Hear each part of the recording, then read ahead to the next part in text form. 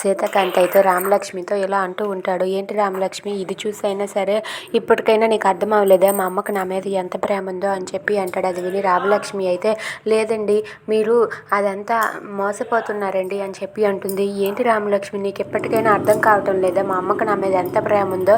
ఒకవేళ సందీప్ నువ్వు అన్నట్టుగా ఆస్తి కోసమే ఇదంతా చేసుంటే ఆస్తి నీ పేరు మీదకి రాగానే ఈ నన్ను వదిలి ఈ ఇల్లు వదిలి వెళ్ళిపోవాలి కదా. అయినా సరే సందీప్ ఇక్కడే బానిసలా ఎందుకుంటున్నాడు అని చెప్పి అడుగుతూ ఉంటాడు. దాంతో రామలక్ష్మి ఇలా అంటూ ఉంటుంది.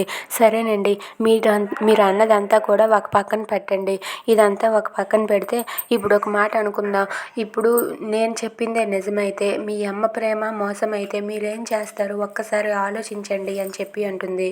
రామలక్ష్మి, నువ్వు చెప్పినట్లుగానే నువ్వు అన్నట్లుగానే మా అమ్మ ప్రేమ కానీ నా మీద చూపించే ప్రేమ కానీ మోసం అవ్వాలి, ఆ క్షణమే ఈ గుండె అనేది ఆగిపోతుంది రామలక్ష్మి. మా అమ్మ అంటే నాకు అంతే ఇష్టం, మా అమ్మకి నేను కూడా అంతే ఇష్టం అని చెప్పి అంటాడు. అది వినగానే రామలక్ష్మి అయితే ఒక్కసారిగా షాక్ అయిపోతుంది. అవును రామలక్ష్మి, మా అమ్మ ప్రేమ మోసం అని తెలిస్తే ఆ క్షణమే నా గుండె ఆగిపోతుంది అని చెప్పి అంటాడు. అది విని రామలక్ష్మి షాక్ అయ్యి అలా ఉండిపోతుంది. If you like this video please subscribe.